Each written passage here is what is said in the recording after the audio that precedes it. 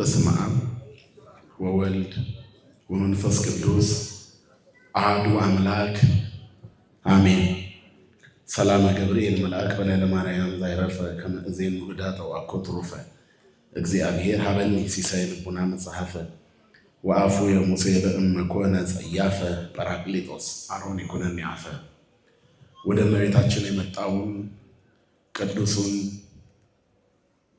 ወንጌል ታላቁን የምስራች የትውልዱን ብስራት አምልቼና አስፍቼ ሳይሆን በጎልዳፋ አንደበቴ እንድመሰክር መንፈስ ቅዱስ ለእኔ አንደበት ለሁላችንም ደግሞ ሰሚ ጆሮና አስተዋይ ልቦና ይሁነን። ክቡር መምህራችን መጋቢ ሐዲስ መምህር ቀሲስ ትጉህ መሐሪ የዚህ ታላቅ ደብር የስብከተ ወንጌል ዋና ኃላፊ፣ ክቡራን አበው ካህናት፣ ሊቃውንተ ቤተክርስቲያን፣ የደብሩ የዚህ ጥንታዊና ታሪካዊ ደብር የስብከተ ወንጌል መምህራን፣ ወንድሞች ዲያቆናት፣ በዝማሬ የምታገለግሉ ወንድሞቻችን፣ እንደዚሁም የእድሜ ካባ የደረባችሁ የሽበት ዘውድ የደፋችሁ በእግዚአብሔር ቤት በመቅደሱ ገስግሳችሁ የተገኛችሁ አባቶችና እናቶች ዕለተ ሰንበትን በእግዚአብሔር ቤት በመቅደሱ ለማሳለፍ ወጣትነታችሁ ጎልማሳነታችሁ ያልከለከላችሁ ወንድሞችና እህቶች፣ ከምንም በላይ የንጽህና ምሳሌ ተደርጎ የሚሰበክባችሁ አምሳለ መላእክት ሕፃናት ንጹሐን እስከ ሞት ድረስ በወደደን በጌታችን በመድኃኒታችን በኢየሱስ ክርስቶስ ፍጹም ፍቅር እንደምን ሰነበታችሁ? እንደምን አረፈዳችሁ? እንደምን ቆያችሁ? ለባህርዩ ሽረት ለመንግስቱ መልፈት የሌለበት የዘመን ዘመናት ባለቤት የጨለማችን ብርሃን የሞታችን ትንሣኤና የትንሣኤያችን በኩር ከሞት ወደ ሕይወት ከርኩሰት ወደ ቅድስና ያሸጋገረን የደከመ ጉልበታችንን በፍቅሩ ያደሰልን ዘወትር የሚራራልን አባት ድካማችንን አይቶ የሚረዳ እስራታችንን የሚፈታ ስብራታችንን የሚጠግን ፍቅሩ ከእናት ልጅ በላይ ውድ የሆነ መድኃኒተ ዓለም ኢየሱስ ክርስቶስ ስሙ ለዘላለም የተመሰገነ ይሁን። ለዓለም ሕዝብ ሁሉ የተስፋ ምንጭና የድኅነት ማስገኛ የሆነች እግዚአብሔርን የምናይባት የሕይወት መስታወታችን፣ ስለ አምላክ የምንነጋገርባት ቋንቋችን፣ የምህረት እናት ንግሥት የፍጥረት ሁሉ እመቤት ቅድስተ ቅዱሳን ንጽሕተ ንጹሐን ሰአሊተ ምሕረት አቁራሪተ መዓት እናታችን ድንግል ማርያም ስለ አማላጅነቷ ስለ እናትነቷ ስሟ ለዘላለሙ የተመሰገነ ይሁን። መላእክት፣ ቅዱሳን፣ ጻድቃን፣ ሰማዕታት ሁሉ እንደየክብራቸውና እንደየሞገሳቸው ክብርና ምስጋና ይድረሳቸው። የመስቀሉ በረከቶች እንደ እግዚአብሔር ፈቃድ የምንማረው የትምህርት ርዕስ ነው። ያው የማለዳ ጉባኤ ስለሆነ ሰንበት ስለሆነ ከዚህ በኋላ ልዩ ልዩ በጎ ተግባራት የምናከናውንበት አጭር ሰዓት ስለሆነ ያለን፣ ለነገር ግን ለዚህ ለአጭሩ ሰዓት የሚሆን ስንቅ ስለሚያስፈልገን እንደው ከወንጌል ሳንቀምስ እንዳንሄድ አስፈላጊ የሆነ መሰረታዊ ነገር ስለሆነ አንዳንድ ነጥቦችን እናያለን። እንግዲህ ይህ ሳምንት በቅዱስ ያሬድ በዚህ ሳምንት አሁን የዛሬው ከመስከረም 17 እስከ 23 እሑድ ሲውል የሰንበት መዝሙር ዝንቱ መስቀል በአማን እጹበ ያቀልል የሚል ይሆናል። የቅዱስ ያሬድ መዝሙር ይሄ መስቀል በእውነት ጭንቀትን ያቀላል ይላል። ስለዚህ በዚህ ጊዜ በዚህ ወቅት የምንማማረው ትምህርት መስቀሉን የተደገፈ ነው። ቤተክርስቲያን ከመስቀል የተለየ ታሪክ የላትም። ከጉልላቷ ጀምሮ በህንፃ ደረጃ ከጉልላቷ ጀምሮ መስቀል አርማዋ፣ መነሻዋ፣ ምልክቷ ነው። በሰው ደረጃ ከፓትርያርኳ ጀምሮ እስከ ትንሹ አማኝ ድረስ እስከ አንድ ተራ ምዕመን ድረስ መስቀል መለያው ነው። መስቀል የሌለበት አንገት የለም። መስቀል የማይዝ ካህን የለም። መስቀል የሌላት ቤተክርስቲያን የለችም። መስቀል ምልክት ሳይሰራ ወይንም የመስቀልን ምልክት ሳያደርግ የሚውል ክርስቲያን አማኝ የላት። በቤተክርስቲያናችን መስቀል ሁሉንም ነው። ምክንያቱም ሁሉን ስለኛ የሆነ ክርስቶስ የዋለበት ስለሆነ ስሙ ለዘላለም የተመሰገነ ይሁን። ስለዚህ እንግዲህ ሳምንት መስቀል ስለሚባል ጥቂት የመስቀሉን በረከቶች እናያለን። በዚህ ውስጥ መነሻ አድርገን የምንጠቀመው የመጽሐፍ ክፍል የዮሐንስ ወንጌል ምዕራፍ 3 ቁጥር 16 ያለው አብ ለኛ ያለውን ፍቅር ልጁን በመስቀል ላይ በማዋል የገለጠበት መንገድ ነው። በእርሱ የሚያምን ሁሉ የዘላለም ሕይወት እንዲኖረው እንጂ እንዳይጠፋ እግዚአብሔር አንድ ልጁን ለሞት አሳልፎ ለመስቀል ሞት እስኪሰጥ ድረስ እንዲወዶናል ይላል። መነሻው ፍቅር የሆነ የመስቀል ስጦታ ብዙ በረከቶችን በፍጥረት ላይ አዝንቧል። ዛሬም መስቀል ባይኖር አንድ እርምጃ ተራምደን አንኖርም። መንገዱ ሁሉ ሰይጣን በሆነበት፣ ኑሮ ሁሉ ፈተና በሆነበት፣ ውሎና አዳራችን ብርቱ ሰልፍ በሆነበት በዚህ ጊዜ እያማተብን የምንበትነው እኛ የማናየው መንፈስ ቅዱስ የሚያውቀው ሰይጣን የሸመቀው ያጋንንት ሰራዊት ብዙ አለ። ይህን ሁሉ የምናስወግድበት መንገድ መስቀል ነው።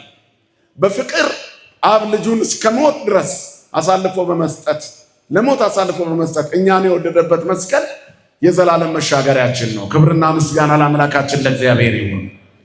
እንግዲህ ዮሐንስ ወንጌል ምዕራፍ 3ን ከልጅነት ጀምሮ ያለውን ታሪክ ለኒቆዲሞስ እየነገረው ይመጣና የሰው ልጅ የተወለደው ሊሞት እንደሆነ ይናገራል።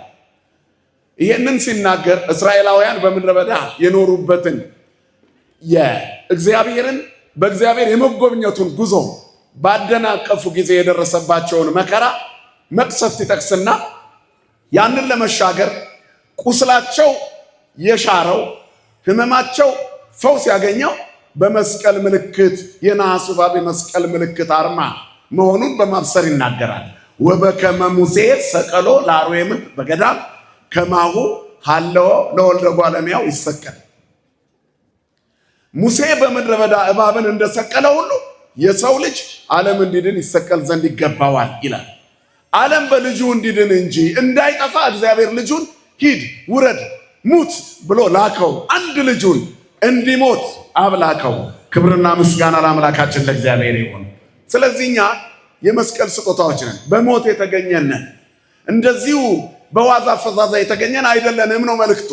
እግዚአብሔር ለዓለም ያለውን ፍቅር አብ ለኛ ያለውን ፍቅር በልጁ ሞት ገለጠልን ይላል። እንዴት ያለ ፍቅር እንዳለው ሊያሳየን ልጁን ሂድ፣ ውረድ፣ ተወለድ፣ ሙትና የሞተውን ሰው አስነሳዋል። በመስቀል ያልተገኘ በረከት የለም። በመስቀል ያልተገኘ ጸጋ የለም። ለዚህ ምልክቱ እስራኤል በመንገድ ላይ ከሰሩት ኃጢአት እንዲፈወሱ በበደላቸው ምክንያት ለደረሰባቸው መቅሰፍት መዳኛ እንዲያገኙ ቢያለቅሱ ሙሴ በምድረ በዳ እባብን ሰቀለ ይላል። የእስራኤል ታሪክ ብዙ ነው። በበረሃ ውስጥ ከሰማይ መና እያዘነበ የመገበውን ሕዝብ አምላክ የረሳ ሕዝብ ነው። የኤርትራን ባህር ያሻገረው ግብፃውያንን አስከሬናቸውን በባህሩ ዳርቻ የጠላቶቻቸውን ሬሳ ያሳያቸው እግዚአብሔር ተዋጊ ነው ብለው እንዳልዘመሩለት ከሰማይ ያወረደላቸውን መና ሰለቸን እስከሚል ቅብጠት ይደርሳሉ። ሰው ክፉ ነው ይላል መጽሐፍ። ሰው ክፉ ነው። በጣም ሲደላው ይረሳል፣ በጣም ሲርበውም ያምጻል። በሁለቱም መንገድ ሰው ለእግዚአብሔር አይመችም። ለዚህ ነው ጠቢቡ ሰለሞን ሁለት ነገሮች ከአንተ ለምናለሁ አለ። አንተን እንዳላጣ የሚያደርጉኝ ሁለት ነገሮች ስጠኝ። እነዚህ ምንድን ናቸው? ስጠኝ ብሎ የጠየቀው ነገር ማጣትን ነው። ድህነት ከኔ ይራቅ፣ ባለጸግነት ከኔ ይራቅ አለ። ማን ይህን ጸሎት ይጸልያል በመካከላችን? አንደኛውን እንጸልይ ይሆናል፣ ድህነት ይራቅልኝ፣ እንደው ባለጸግነት ይራቅልኝ የሚል ማን አለ ከኛ መካከል? መች እንጠግባለን? ሰው ክፉ ነው፣ አልጠግባይ ነው። አባቶቻችን የመን ሳውዝ አረቢያ ተሻግረው ባህር ተሻግረው ይገዙ ነበር። ታሪክ የሚነግረን ነው። እና ንጉሱ አስገብረው አረቡን ዓለም ሲመለሱ በውድቅት ሌሊት ወደ መርከብ መጠጋት ጀምረው ነበርና የሚያንጸባርቅ አሸዋ ላይ ደረሰ ሰራዊቱ። ከዚህ አሸዋ ላይ ሁሉም የሚችለውን ያህል ዘግኖ ይያዝ ብለው አዘዙ። ምነካቸው ንጉስ? በረሃ ሲበላን ቆይቶ አፈር ተሸከሙ ይሉናል ብለው እምቢ አሉ፣ አመፁ። ግማሾቹ አይ የንጉስ ትእዛዝ ነው፣ ባይሆን ቀለል ቀለል አድርገን እንያዝ ብለው ግማሽ ማዳበሪያ የሚሆን አፈር ሞልተው ያዙ። አንዳንዱ ደግሞ የዋሁ የንጉስ ትእዛዝ የእግዚአብሔር ትእዛዝ ነው ብሎ ማጅራቱ እስኪጣመም ተሸክሞ ወደ መርከብ ተጠጋ አፈር ሞልቶ። እነዚህ ሶስቱም ሰዎች ብዙ የያዘ ጥቂት የያዘና ምንም ያልያዘ መርከቡ ላይ ሞላ። ቅድስት ሀገር ኢትዮጵያ ሲደርሱ በሉ እንግዲህ የያዛችሁትን ከዛ እፈሱት ያልኳችሁን አፈር ተሸክማችሁ አውጡና ክፈቱት አሉ ይባላል ንጉሱ። ሲከፈት ወርቅ ሆኖ ተገኘ። ከዚያ በኋላ ሁሉም አለቀሱ ይላል። ምንም ያልያዙት እንደነዚህ በያዝን አሉ፣ ጥቂት የያዙት እንደነዛ በያዝን አሉ። ሙሉ ይዘው የመጡት ደግሞ ምን ነው በጨመርንበት አሉ። ዘአሃዙ ወርቀ ወዘኢሃዙ ክልኤሙ ህቡረ ተከዙ። የዘገነም ያልዘገነም ሁለቱም ክፍል አብሮ አዘነ። የያዘም ያልያዘም አዘነ። ሰው አይጠግብም። ጥቂት ቢኖረን ቢጨመርልን እንመኛለን እኮ አይደል? ሁሉ ጊዜ የምንሰማው ታሪክ አለ። ልጁ ዳቦ ሊገዛ በድሮ ዘመን ነው። 10 ሳንቲም ጠፍቶበት ያለቅሳል ሲሄድ። አንድ ትልቅ ሰውዬ አይተውት እንካ ብለው 10 ሳንቲም ሰጡት ይባላል። አታልቅስ በቃ። የባሰ ምርር ብሎ አለቀሰ ሳንቲሙን አይቶ። ምን ሆነክ ነው የምታለቅሰው ሲሉት ከቅድሙ ጋራ 20 ሳንቲም ይሆንልኝ ነበር ባይጠፋብኛል። ይሄ ልጅ ሌላ 10 ሳንቲም ቢሰጠው የ30 ሳንቲም ያለቅሳል ማለት ነው። ባለጸግነት ስጋዊ ሲሆን ምንም የሌለው ሰው ለቅሶው ትንሽ ነው። ትንሽ ሲያገኝ ጨመር አድርጎ ያለቅሳል። ሲጨምር በጨመርኩ እያለ ያለቅሳል። ሁል ጊዜ ወደ ማግኘት እየተንጠራራን ወደ ማጣት ቁልቁል እንወድቃለን። በስጋ ወደ ማግኘት ሰው ሲንጠራራ ወደ ማጣት ቁልቁል ይወድቃል። ለዚህ ነው መጽሐፍ በመጠን ኑሩ ይላል። በምን ኑሩ? እንደምን አደራችሁ። በምን ኑሩ ይላል? በመጠን በልኩ። ያለ ልክ መመኘት የሚያመጣው ጥቅም ከንቱ ነው።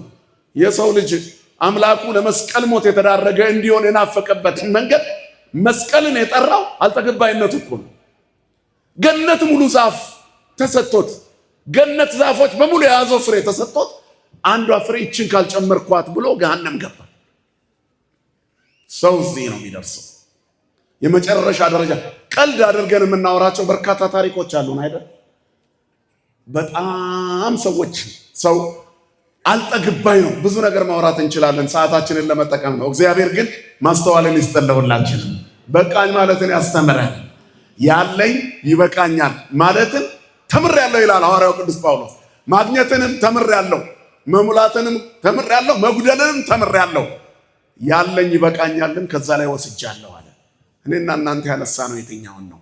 እስራኤል ከሰማይ መና እየዘነበላቸው አልጠግባዮች ናቸው። ተጸየፈ ይህን መና ሰውነታችን አሉ።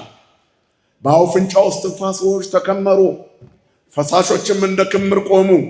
ሞገዱ በባህር ውስጥ ረጋ። እግዚአብሔር ተዋጊ ነው ብሎ የዘመረ አንደበት ይሄ የእግዚአብሔር እንጀራ ሰለቸናል። እስራኤል የሰማይ መና ሰለቸናል። የሰማዩ መና ዓርብ ማታ ለቅመው ቅዳሜን ሳይለቅሙ ውለው ሳይረባቸው እንደገና እሑድ ይለቅሙ ነበረ። ሰንበትን አክብሩ ብሏቸው ከስግብግብነታቸው የተነሳ ሲለቅሙ በጣም አትረፍርፈው ይለቅሙ ነበር። ትንሽ የሚለቅሙም ነበሩ። ትንሽም የለቀመ አያልቅበትም አይጎልበትም ይላል መጽሐፍ። ብዙም የለቀመ አይተርፈውም ነበር። ሕይወት እንደዚህ ናት። ሚሊዮን ብር ብንደረድር የምንበላው በልካችን፣ የምንለብሰው በልካችን። ልባችን አረካ ብሎ ዲያብሎስ ወደ ገንዘብ እየጎተተ ሰንበት ሲያሽረን፣ በዓል ሲያስረሳን፣ ግፍ ሲያሰራን፣ በነውር ጎዳና ሲያቆመን ይውላል እንጂ ሰው ከተጻፈለት ኖሮ አያልፍም። ገንዘብ ስላገኘው ከልክ በላይ ደስታም አያገኝም። ምንም ስጋውን ይጎዳ ይሆናል እንጂ ከዛ በላይ የለም። እንዲህ ለመሆኑ እኮ ምልክቱ በልጅነታችን የሚያፋፋ ምግብ እንድንበላ ነው የምንታዘዘው አይደል? ጥሩ ጥሩ ጣፋጭ ነገር ይሰጠው፣ የሚያፋፋው ነገር ቶሎ ልጅ እንዲያድግ አይደል? አይምሮ ብሩህ እንዲሆን፣ ሰውነቱ ጠንካራ እንዲሆን፣ አጥንቱ እንዲጠነክር፣ እንዲወፍር ለልጅ ተመጣጣኝ ምግብ ይባላል። 40 ካለፍን በኋላ ተመጣጣኝ ምግብ አይደለም፣ ተመጣጣኝ ኑሮ ነው የምናስበው። ከዛ ጨዋን ቀነስ፣ ስኳሯን ቀነስ፣ ጮማዋን ቀነስ፣ ቀስ እያልን እንጀራዋን ቀነስ፣ ቀስ እያልን በ24 ሰዓት አንዴ ነው የምበላው። በቃ ላይፍ ዲቶክሲን ሆኗል። ራስን እያለቀለቁ መኖር፣ ሰውነት ማለቅለቅ። በ48 ሰዓት አንዴ የሚበሉ ሰዎች አሉ። ለጾም ግን አይደለም፣ ለመኖር፣ ለስጋ ክብደት መቀነስ። ይሄ ስጋ እንደዚህ ነው አያ። ምን ቢንከባከቡት ግን 1 ዓመት 2 ዓመት ቢቆጥር ነው። አለፍ ሲል እንክት ነው። ስጋ ባዳ ነው። የሚጠቅመው ነፍስ ነው። እግዚአብሔር የነፍሳችን ቤዛ ነው። ስሙ የተመሰገነ ይሁን። ስለዚህ ክርስቲያኖች ትልቁ ነገር አልጠግባይነትን፣ እምቢተኝነትን፣ ስግብግብነትን፣ ግፈኝነትን፣ ጭካኔን አስወግደው ነው መኖር ያለባቸው። መች እንደሚወሰዱ አያውቁትማ። ይህንን ሁሉ ለማስወገድ ደግሞ ፊታቸውን ወደ መስቀሉ ወደ ክርስቶስ ማዞር ነው ትልቁ ነገር። አይኖቻችን እንዳይነቀል ማረፊያ የሰጠን እግዚአብሔር ነው። ስሙ ለዘላለም የተመሰገነ ይሁን። ስለዚህ መና ሰለቸን አሉ እስራኤል። የሰማዩ መና ሰለቸን አሉ። በዚህ ምክንያት እግዚአብሔር ተቆጣ። ከድንኳኖቻቸው ስር እባቦች ነበሩ። እግዚአብሔር ተው ያላቸው እባቦች። እኔና እናንተ የምንኖረው እዚህ ምድር ላይ የቆምነው መሬትን ያዢ ተብላ ታዛ ነው። ልቀቂያቸው ብትባል የለንም፣ እልቅ ነው። ይሄ መሬት ቢከፈት ሁላችንም እናልቃለን። ሰማይን ያለ ምሰሶ መሬትን ያለ ካስማ የዘረጋ እግዚአብሔር ተሸክሞን ነው። በእግዚአብሔር ትከሻ ላይ አለን የምንልበት ምክንያት ይሄ እኮ ነው። የማይዝል ትከሻው ተሸክሞን እንጂ እንዲህም ሆነን ግፍ እንሰራለን። ሰው የቆመበትን መጽሐፍ እኮ የሚለው ለዚህ ነው። የቆማችሁበትን ቦታ አስተውሉ አይደለም የሚለው? አይምሩ ሀበዘ ተቀውሙ። የት ቦታ እንደቆምክ አስብ። በእግዚአብሔር የፍቅሩ ትከሻ ላይ ነው የቆምከው። በእግዚአብሔር የፍቅሩ ትከሻ ላይ ነው የተቀመጥሽው። አልጣለንም፣ አይዝልም፣ ይሸከመናል። የኛ ጌታ ክብርና ምስጋና ለስሙ ይሁን። የሚሸከም አምላክ ነው ያለን። ይቅር ባይ አባት፣ የማይደርቅ የፍቅር ምንጭ፣ ገመና ሸፋኝ። ኃጢአት ግንባር ላይ ቢጻፍ ማን ሊመጣ? ነጭ ነጩን ለብሰን ስንታይ እዚህ ጻድቃን እንመስላለን። ውስጣችን ትላንትና ራሱ የትላንትናው በቂ ነው ለገሃነመ እሳት።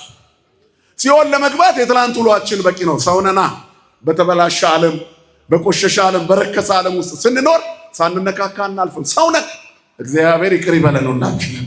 እስራኤልና እኛ አንድ ነን። መሬቱ አመጸባቸው ይላል። ከአሸዋው ስር እባብ ወጣ፣ ይነድፋቸው ጀመር። እስራኤል ተነድፈው ብዙዎቹ ተጎዱ፣ ሞቱ፣ ቆሰሉ። አንተንና እግዚአብሔርን አስቀይመናልና ለምንልን አሉት ሙሴን። ቅዱሳን ያስፈልጉናል፣ ያለ እነሱ አንችልም፣ ብቻችንን አንችልም። እግዚአብሔርን እንዴት እንደሚያነጋግሩት ያውቁታል። አያችሁ፣ ቋንቋ የማንችልበት ቦታ ላይ ስንደርስ አስተርጓሚ ይመጣልን አይደል? የግድ ነው፣ ትርጁማን ያስፈልጋል። ተርጓሚ ማለት ቆሞ የሚናገር ይሄ እንዲህ ነው ያለው እንዲህ ላ የሚናገር ያስፈልጋል። በምን አፋችን ነው እኛ የእግዚአብሔርን ቋንቋ የምናውቀው? መጽሐፍ ቅዱስ ስለተጻፈልን ብቻ እንደው የእግዚአብሔር የቸርነቱ ብዛት አባት ሆይ ብለን የምንጠራበትን የልጅነት መንፈስ ባይሰጠን በምን አቅማችን ልንጠራው? እንዲህም ሆኖ የቋንቋ እጥረት አለብን። አስተርጓሚ ያስፈልገናል። መሃል ላይ ቆሞ የሚነግርልን ቅዱስ ሩፋኤል ያስፈልገናል። ቅዱስ ሚካኤል ያስፈልገናል። ቅዱስ ገብርኤል ያስፈልገናል። በእግዚአብሔር ፊት የምቆመው እኔ ነኝ ያለው መልአክ ያስፈልገናል። ቅድስት ክርስቶስ ሰምራ ታስፈልገናለች። ቅዱስ ጳውሎስ፣ ቅዱስ ጴጥሮስ አማላጅነታቸው እና አቡነ ተክለ ሃይማኖት እና አቡነ ገብረ መንፈስ ቅዱስ ያስፈልጉናል። እነሱን የሚቀበል እግዚአብሔርን የሚቀበል ነው መጽሐፍ እንደሚነግረን። ስለዚህ ሙሴን የለመኑት ልመና ይሄ ነው። እስራኤላውያን አማልደን፣ በእኛ አፍ አይቻልም፣ በቃ ቆሽሿል አፋችን። መንገድ ላይ ሲናገር የዋለ የገበያ አፍ፣ የንግድ አፍ፣ የፖለቲካ አፍ፣ የነገር አፍ፣ የስድብ አፍ፣ የተንኮል አፍ፣ የዘረኝነት አፍ ነው ያለን እኛ። ስለዚህ ተክለ ሃይማኖት ሆይ አንተ የሁሉ አባት ነህ፣ የሁሉ ፈጣሪ ወደ ወደ እግዚአብሔር ንገርልን።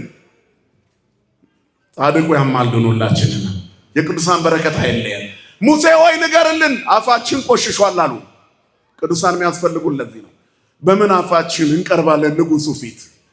በብዙ ነገር ከርፍቷል አንደበታችን። የአንደበታችን ጠረን ተበላሽቷል። ስጋ ሸቷል። ምድር ሸቷል። ስለዚህ ቅዱሳን ያስፈልጉናል። ጥሩ መዓዛ ያላቸው ቅዱሳን፣ ዕጣን የሚሸት አፍ ያላቸው ቅዱሳን፣ ጸሎት ብቻ ምስጋና ብቻ የሆኑ ቅዱሳን ያስፈልጉናል። እስራኤል ሲያጉረመርም ሙሴ ያመሰግን ነበር። ስለዚህ ሙሴ በምስጋና አፍ ለእግዚአብሔር ንገርልን። አንተንም አስቀይመናል፣ እግዚአብሔርንም አስቀይመናል። ሰው ከእግዚአብሔር ሕግ ሲወጣ የእግዚአብሔር ምርጦችንም ያስቀይማል። ወዲያው ሙሴ ወደ እግዚአብሔር ጸለየ። እግዚአብሔር ሆይ ማራቸው፣ ወዮ ይህ ሕዝብ በረሃ ላይ ሊቀር ነው፣ በየቦታው ጥፋት እያጠፋ አስቸገረ፣ እባክህ ምሕረትህ አይጉደል አለ ሙሴ። የወገን ተቆርቋሪ የዋህ ሙሴ፣ እግዚአብሔር የሚወደው ሙሴ በዚያ በስደቱ መንገድ ላይ ለመነላቸው። የናስ እባብ ትከላለ፣ ለአንተ ስል እምረዋለሁ ይሄንን ሕዝብ። እግዚአብሔር ስለ ቅዱሳኑ ብሎ ምሕረቱን ይላክልን። የናሱን እባብ ትከል፣ የመስቀል ምልክት አድርገህ እባቡን በላዩ ላይ ጠምጥመህ ትከልና አስቀምጠው። ከዚያ የተመሳቀለ ናስ ሰራ፣ እባብ ጠመጠመበት። የናሱ እባብ ልባል በዓላማ ከፍ አድርጎ ሰቀለው። የናሱ እባብ ህመማቸውን ሰበረላቸው። በእባቡ መርዝ ተነድፈው ነበርና ከዚያ የናሱን እባብ ሲያዩ ቁስሉ ይረክስላቸው ይሽርላቸው ነበር። መርዙ ይረክስ ነበር፣ ቁስሉ ይወገር ነበር። እንዳልታመሙም ጤነኛ የሆኑ ነበር። ክብርና ምስጋና ለእግዚአብሔር ይሁን። ስላዩት ብቻ ዛሬም መስቀሉን ስላየን ብቻ ቁስሉ ይሽርልናል፣ መርዛችን ይወገዳል። መስቀሉ ይሄ ነው። ጭንቀትን ያቀላል ያለው ቅዱስ ያሬድ ይሄንን መስቀል ነው። ገነትን የከፈተ መስቀል፣ ሕይወት የሰጠ መስቀል፣ ብርሃን የሆነ መስቀል፣ ጨለማ ሕይወትን ያስወገደ መስቀል፣ ሐዘን ትካዜን የሚያርቅ መስቀል፣ ታሪካችንን የለወጠ ከዓመተ ፍዳ ከዓመተ ኩነኔ ወደ ዓመተ ምሕረት እንድንሻገርበት ምክንያት የሆነን መስቀል ቁስላችንን ይሽራል።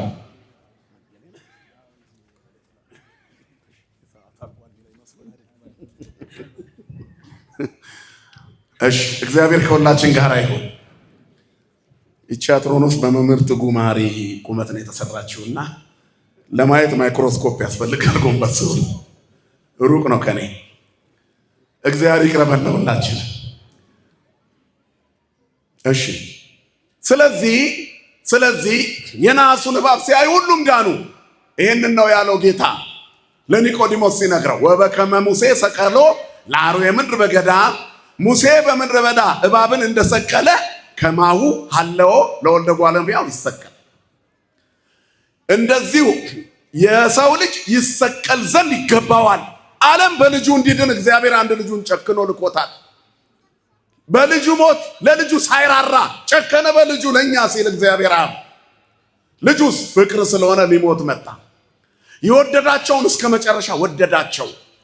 እንደ መስቀል ሕይወት የለም በአዲስ ኪዳን ታሪክ ውስጥ። እንዲህ የተሰበሰብንበት ሕይወት መስቀል ነው።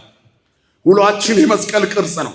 ለዚህ ነው ክርስቲያኖች ስንተኛ ስንነሳ እናማትባለን፣ ስንበላ ስንጠጣ፣ ስራችንን ስንጀምር፣ በየትኛውም የሥራ ሕይወታችን ውስጥ መስቀል አለ። መስቀል የሌለበት ፍጹም በረከት የለም። ስለዚህ መስቀሉ በምድር ላይ ለኛ ትልቅ በረከት፣ ትልቅ ስጦታ ነው። እግዚአብሔር አምላካችን ስሙ የተመሰገነ ይሁን። ለዚህ ነው የመስቀሉን ክብር ከፍ አድርጋ ቤተክርስቲያን የምታከብርበት ዋናው ምክንያት ይሄንን ነው። ይሄ መስቀል ነው እስራኤላውያን አባቶቻችን የተሻገሩበት። እኛም ከሲኦል ወደ ገነት ኋላ ከገሃነመ እሳት ወደ መንግሥተ ሰማያት የምንሻገረው በመስቀሉ ነው። ብዙዎች ግን ለዚህ መስቀል ጠላቶች ሆነው ይመላለሳሉ። እኛ ግን በመስቀሉ እንድናለን፣ ከፍ እንላለን። ለቤተ ክርስቲያን መስቀሉን ለመናዋ ነው። ወደ በጉ ሰርግ ለተጠሩት በትግላቸው ጊዜ የድል አክሊል፣ ወደ ሰርጉ ሲገቡ ደግሞ የክብር ልብሳቸው ነው መስቀል ለምእመናን። መስቀል ነጩን ልብስ የምንለብስበት ማጌጫችን ነው። በደም የተዋበ መልካችን ወይንም በደም ያጌጠ ልብሳችን የምንለብስበት ትልቁ ክብራችን መስቀል ነው። መስቀል አክሊል የምንቀዳጅበት፣ ሰማያዊ ዜጋዎች የምንሆንበት፣ ከምድር የምንላቀቅበት ትልቁ ክብራችን ነው። ለተዋህዶ ልጆች መስቀል ሁለንተናዊ ማንነታችን ነው። መዳናችንን ይመሰክርልናል። ዓለም ሁሉ የዳነው በክርስቶስ መስቀል ነው። ስለዚህ ዓለም ሁሉ ነፃ የወጣው በክርስቶስ መስቀል ነው። እናማትባለን፣ ምክንያቱም ድነንበታል። ያዳነን አምላክ ክብርና ምስጋና ለስሙ ይሁን። በመስቀሉ ከእግዚአብሔር ጋር ታርቀናል። መስቀል ለኛ የተገለጠበት ምክንያት ጸበኞች ስለሆንን ነው። አሁንም ጥላቻ ያወራቸው ሰዎች ነፃ ለመውጣት ሊያማትቡ ያስፈልጋል። ክፉ ሐሳብ፣ ጥላቻ ወደ ውስጣችን ሲገባ እናማትባለን። ምን ማለት ነው? አርህቅ እግዚኦ እምኔየ፣ አቤቱ ጌታዊ በቅዱስ መስቀልህ ይህንን ሰይጣናዊ ሐሳብ ከኔ ላይ አርቅልኝ እንላለን። እግዚአብሔር ክፋትን ከኛ ላይ ያርቅልን። እግዚአብሔር ለኛ የታረቀን በደሙ ፈሳሽነት ነው። በመስቀል ላይ ወኮነ አራቄ ለሐዲስ ኪዳን በውሒዘ ደሙ ቅዱስ፣ በከበረው ደሙ ፈሳሽነት ለሐዲስ ኪዳን ለኛ ለሐዲስ ኪዳን አማኞች አስታራቂ ሆነን ከማን? ከባህሪ አባቱ ከአብ፣ ከባህሪ ሕይወቱ ከመንፈስ ቅዱስ፣ ከራሱ ጋር ክርስቶስ እኛን ከራሱ ጋር ያስታረቀን እርሱ ስለኛ ሞቶ ነው። ስለዚህ መስቀል ለኛ የእርቅ ምልክት ነው። ጥል የተገደለበት ሐዋርያው ቅዱስ ጳውሎስ ኤፌሶን 2:16 ላይ ወቀተለ ጽላ በመስቀሉ ይላል። ጥልን በመስቀሉ ገደለው፣ አስወገደው ይላል። ስለዚህ መስቀል ጥላቻ የተወገደበት፣ ፍቅር የተገለጠበት ነው። መስቀሉ ነፃነታችን ነው፣ ነፃ የወጣንበት። አዳም ከነ ልጆቹ ነፃ የወጡት በዚህ ነው። ለዚህ ነው በመስቀል ላይ ከተሰጡን በረከቶች ከሰባቱ አጽርሐ መስቀል አንዱ የመጨረሻው ተፈጸመ የሚል ነው። የባርነት ዘመን ተፈጸመ፣ የጥላቻ ዘመን ተፈጸመ፣ የመለያየት ዘመን ተፈጸመ፣ የሰውና የእግዚአብሔር የመራራቅ ዘመን ተፈጸመ። አሁንስ የመቀራረብ ዘመን መጣ። መስቀል ታሪክ ሰርቷል። አሕዛብና ሕዝብ የታረቁት በመስቀል ነው። መስቀል ድልድይ ነው። ማዕከለ ምድር ቀራንዮ ላይ የተተከለው መስቀል አሕዛብ ሁለቱን አንድ አደረጋቸው ይላል ኤፌሶን 2:16 ላይ። ማንን? አሕዛብና ሕዝብን። ማንን? ዓመተ ዓለምና ዓመተ ምሕረትን ያስታረቀ ማዕከል ላይ የቆመ መስቀል ነው። ዘመን እንኳን ቆጥረን መተን ለክተን ወደ አዲስ ኪዳን ለመግባት ከፍጥረተ ዓለም እንድንጀምር ያደረገን መስቀል ነው። መስቀል ላይ እንቆማለን። እስከ መስቀሉ የነበረው የጥላቻ ዘመን ለብቻ ተቆጥሮ ይቆምና ከዚያ በኋላ አዲስ ኪዳን ተጀመረ። እርቅ መጣ፣ ሰላም መጣ እንላለን። ክብርና ምስጋና ለአምላካችን ለእግዚአብሔር ይሁን። ስለዚህ መስቀል ፈውሳችን ነው። በመገረፉ ቁስል ተፈወሳችሁ ይላል። ክርስቶስ ደግሞ ፍለጋውን እንድትከተሉ ስለ እናንተ ምሳሌ ትቶላችኋል ይላል። እሱ ኃጢአትን አላደረገም፣ ሲሰድቡት አልዛተም፣ ክፋትንም አልተናገረም። ለኃጢአት ሞተን ለጽድቅ እንድንኖር በእንጨት ላይ ኃጢአታችንን ተሸከመ። በመስቀል ላይ በቆሰለ ትከሻው እርጥም መስቀል ተሸክሞ ተገርፎ መከራ ተቀብሎ የቀራንዮውን ኮረብታ ወጣ። ያ ሁሉ ክብደት የኔና የእናንተ ኃጢአት ነበር። ያ ሁሉ ዱላ ለኔና ለእናንተ የተዘጋጀ ነበር። ያ ሁሉ በትር ለኔና ለእናንተ የተዘጋጀ ነው። ያ ሁሉ ጅራፍ የሚገባው ለኛ ነበር። እርሱ ግን ይህንን ሁሉ ለእናንተ ተሸከመላችሁ። በመገረፉ ቁስል ተፈወሳችሁ። እንደ በጎች ተቅበዝባዥ ነበራችሁ፣ አሁንስ ወደ ነፍሳችሁ እረኛ ተመልሳችኋል። ክብርና ምስጋና ለአምላካችን ይሁን። ስለዚህ መስቀል የጠፋው የተመለሰበት፣ ሕይወት የተገኘበት፣ በረከት የታፈሰው። የመስቀሉ በረከቶች ብዙ ናቸው። ድህነት፣ ፍቅር፣ ተስፋ፣ ሕይወት፣ በረከት። እንጀራ ነው መስቀሉ። የእንጀራ ማዕዳችን ነው። በነገራችን ላይ የሕይወት እንጀራ ክርስቶስ አነ ውእቱ ውስተ ሕይወት ዘወረደም ሰማያት፣ ከሰማያት የወረደ የሕይወት እንጀራ እኔ ነኝ። ዘበልዐ ሥጋየ ወሰትየ ደምየ በሕይወት ዘላለም፣ ሥጋዬን የበላ ደሜን የጠጣ የዘላለም ሕይወት አለው አለ ዮሐንስ 6 ላይ። ያ የሕይወት እንጀራ ነኝ ያለ ክርስቶስ ዓርብ ሊሰቀል ሐሙስ ሥጋውን ቆርሶ ደሙን ቀድቶ ሰጥቷቸዋል። ይሄ ለእናንተ የሚቆረሰው ሥጋዬ ነው፣ ብሉ እንካችሁ። በፊት አትብሉ ስላችሁ ካልበላን ብላችሁ አይደል ከገነት የወጣችሁት? ልጆቼ አሁን እኔን ብሉኝና ገነት ግቡ አለ የእኛ ጌታ፣ ስሙ የተመሰገነ ይሁን። መስቀል ላይ የዋለው ፍቅር ልዩ ነው። መስቀል ላይ ያለው ውለታ ቆጥረን የማንጨርሰው ነው። ከፍለን የማንመልሰው ነው። ተመግበን ብቻ የምንድንበት የእግዚአብሔር ደስታው የምንመልስለት ነገር የለም። በመስቀሉ ስር በጥንቃቄ መኖራችን ነው። ልጆቼ በእውነት እንዲሄዱ ከመስማት የሚበልጥ ደስታ የለኝም ይላል እና ምዕመናን፣ ይሄ መስቀል አክብረን ተሰብስበን በልተን ጠጥተን ችቦ ለኩሰን የምንለይበት አይደለም። እኛ አንድ የሆንበት ነው። አሕዛብና ሕዝብ የታረቁበት፣ ሰማይና ምድር የተገናኙበት፣ እግዚአብሔርና ሰው አንድ የሆኑበት፣ ሰው አምላክ አምላክ ሰው የሆነበት ነው መስቀል። ሕይወት የተገለጠበት፣ ድህነት የተገኘበት ነው። በዚህ መስቀል ትልልቅ በረከቶች እናገኛለን። መስቀሉን እናከብራለን። ለመስቀል ልዩ በረከት እንሰጣለን። ስለዚህ ልዩ አክብሮት እንሰጣለን። መስቀል ለኛ ብዙ በረከቶችን አምጥቶልናልና በመስቀሉ ማዕዳችን ይባረካል። በሽታ ከኛ ላይ ይርቃል። ዛሬ መስቀል ሲነካው ውሃው ጸበል ነው። መስቀል ሲነካው አፈሩ እምነት ነው። መስቀል ሲነካው መርዙ መድኃኒት ነው። ቅዱስ ጊዮርጊስ አንገቱ የተቀላው ቅዱስ ጊዮርጊስ፣ ሰውነቱ በመንኮራኩር ተፈጭቶ በደብረ ዳስ የተዘራው ቅዱስ ጊዮርጊስ በመርዝ ሊገድሉት መጨረሻ አቅርበው እጁን አስረውት ቢከለክሉት እንዳያማትብ በፊቱ አማተበ ይላል ገድሉ። የቅዱስ ጊዮርጊስ ገድል መርዙን ጠጣ ብለው ሲሰጡት በፊቱ አማተበ። የመስቀል ቅርጽ ሰጥቶ ጠጣው። ከዛ መርዙ መድኃኒት ሆነ። ክብርና ምስጋና ለአምላካችን ይሁን። መስቀል ይቀይራል።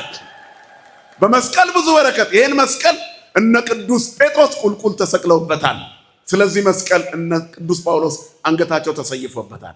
ይህንን መስቀል አቡነ ተክለ ሃይማኖት በኪደተ እግራቸው ኢትዮጵያን ሲቀድሱ ይዘውት ዞረዋል። መዞር ብቻ አይደለም፣ እረኛ ሆነው ሳለ በልጅነታቸው ዳዊታቸውን ሲደግሙ ከብት እረኛ ሆነው የገቡበት ቤት ገድላቸው እንደሚነግረን መስቀላቸውን አውጥተው ይባርኩ ነበር ይላል። ምድረ በዳውን ከዛ ሳር ይወጣ ነበረ፣ ተአምር ይሰራበታል።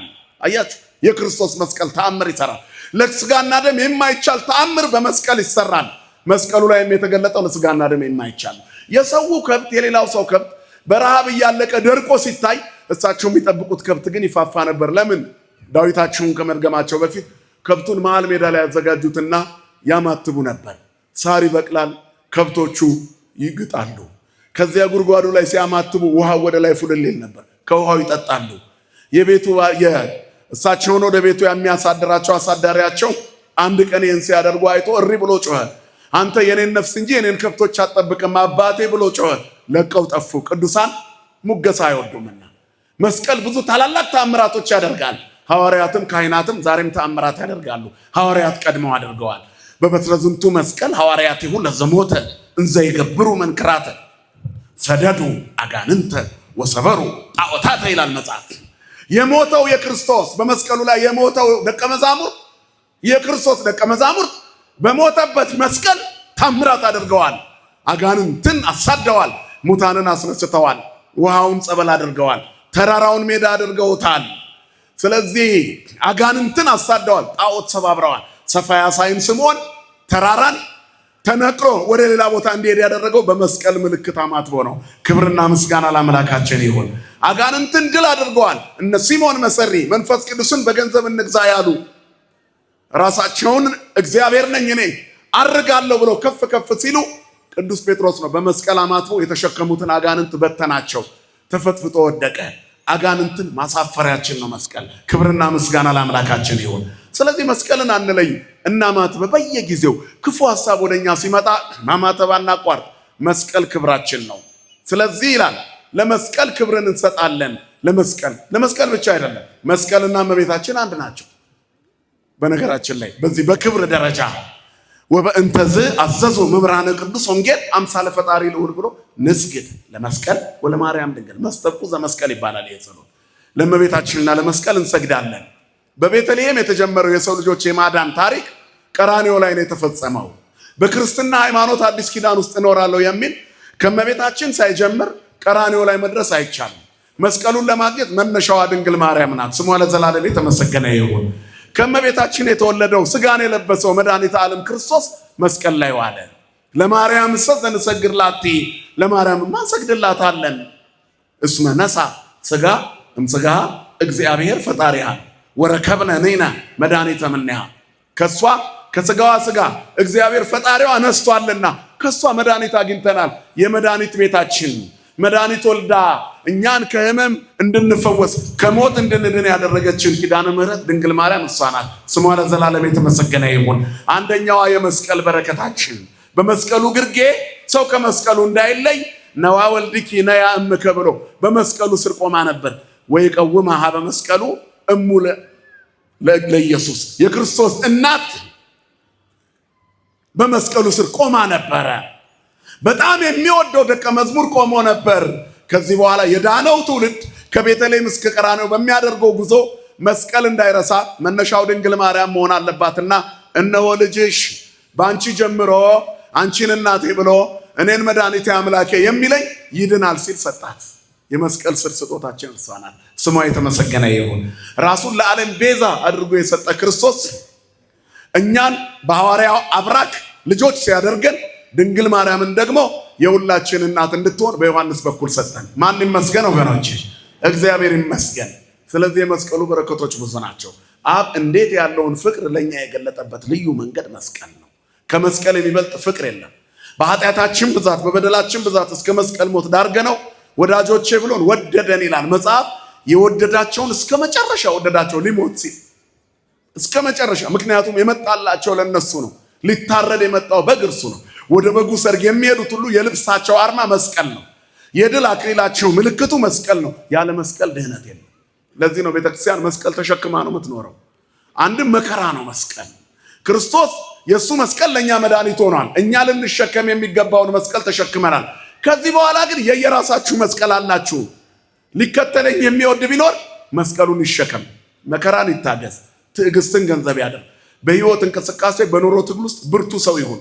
ለዚህ ኃይሉ ደግሞ የኔን መስቀል ምልክት ያደርግ፣ አርማው ያደርግ፣ መመሪያው ያደርግ፣ ይከተለው። በመስቀሉ በረከት የመንግስተ ሰማያት ዜጋ ይሆናል ብሎ ሲናገር ነው። ስለዚህ መስቀል የታመመ ሁሉ የዳነበት መድኃኒት ነው። እግዚአብሔር አድኖናል ብሎ የሚያምን ሰው የመስቀል ጠላት ከሆነ ጥቅም የለውም። የተወደዳቸው የእግዚአብሔር ቤተሰቦች እንዲሁ አይደለም የምናከብረው። መስቀሉን ተቆፍሮ ተገኘ ብለን ብቻ አይደለም፣ ከልባችን ውስጥ ቆፍረንም እንድናወጣው ጭምር ነው። እሌኒ ንግስት ያወጣችው አይሁድ በቆሻሻ የሸፈኑትን መስቀል ነው። እኛስ በራሳችን ቆሻሻ የሸፈንነው መስቀል የለም ወይ? ክርስቶስ ነው ወይ በእኛ ላይ የሚታየው? በውሏችን፣ በኑሯችን፣ በስራችን፣ በእያንዳንዱ ነገር ስጋዊነታችን አላሸነፈም ወይ? ስጋዊነት መንፈሳዊነትን አልቀበረውም ወይ? አድርባይነት ዘላለማዊነትን እንድንዘነጋ አላደረገንም ወይ? ትዕቢት ይቅርታን እንድንረግጠው አላደረገንም ወይ? ጥላቻ ፍቅርን አልሸፈነብንም ወይ? እነዚህ የቆሸሹ ነገሮች ናቸው። ጠርጎ ማውጣት ያስፈልጋል። መስቀሉን ግለጡት። ክርስቲያን የተገለጠ እውቀት፣ የተገለጠ ሕይወት፣ የነጻ ሰብዕና ሊኖረው ያስፈልጋል። የክርስቶስ ለመሆኑ መለያው በመስቀል የተገኘውን ፍቅር መኖር ነው። እርስ በራሳችሁ ትዋደዱ ዘንድ ትእዛዜ ይህች ናት። እርስ በራሳችሁ ስትዋደዱ የኔ ደቀ መዛሙርት መሆናችሁን ዓለም ሁሉ ያውቃል ይላል። አያችሁ፣ መለያችን ፍቅር ነው። ትልቅ መስቀል ስላደረግን ጥቅም የለውም። ዛሬ የክርስቶስን መስቀል ለማጠልሸት የክርስትና ቁመና የሌላቸው ሰዎች በማህበራዊ በተለያዩ ፎርማቶች ላይ ታያቸዋላችሁ። የሚሳደቡት እነሱ መስቀላቸው ትልቅ፣ ዘረኝነት የሚሰብኩት እነሱ በትልልቅ መስቀል፣ አያችሁ፣ ክፋት የሚናገሩት እነሱ በትልልቅ መስቀል፣ ጥላቻን የሚዘሩት እነሱ በትልልቅ መስቀል፣ የሚደንሱት እነሱ በትልልቅ መስቀል፣ ዝሙትን የሚያስፋፉት እነሱ በትልልቅ መስቀል። የመስቀሉ ጠላትነት ምልክት ነው። ዓለም መስቀሉን እንዲጠላ፣ እነዚህ ሁሉ ነገሮች መስቀሉን ለመሸፈን እየተጣሉ ያሉ የቆሸሹ ነገሮች ናቸው።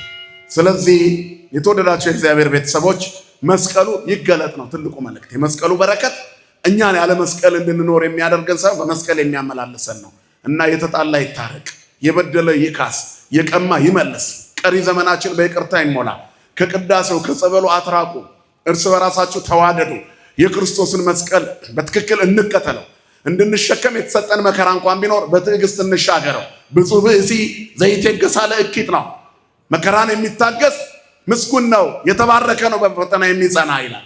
እስመ ተዘኪሮ ይነስእ አክሊለ ሕይወት ዘአሰፈዎሙ እግዚአብሔር ለእለ ያፈቅርዎ። ለሚወዱት እግዚአብሔር የሰጠው ስጦታ አለ። የታገሰ ያንን ያገኛል። እኛ የእግዚአብሔር ወዳጆች ነን። ታግሰን እንድናገኝ፣ ተባርከን እንድንኖር፣ ቅድስና በሕይወታችን እንዲገለጥ፣ መንፈሳዊነት ሸፍጥ ሳይሆን እውነት እንዲሆን፣ ክርስትና ድራማ ሳይሆን በተግባር የሚገለጥ እንዲሆን የእውነት ክርስቲያን ያደርገን። የመስቀሉ ጠላቶች ከመሆን ይጠብቀን። የመስቀሉን ጠላቶች ያሳክስልን። አጽራረ ቤተ ክርስቲያንን ያርቅልን። እኛንም በንስሐና በሥጋው ደሙ ያቆየን። የመስቀሉ ፍቅር በልባችን ይደር። ይቆየን። ወስብሐት ለእግዚአብሔር።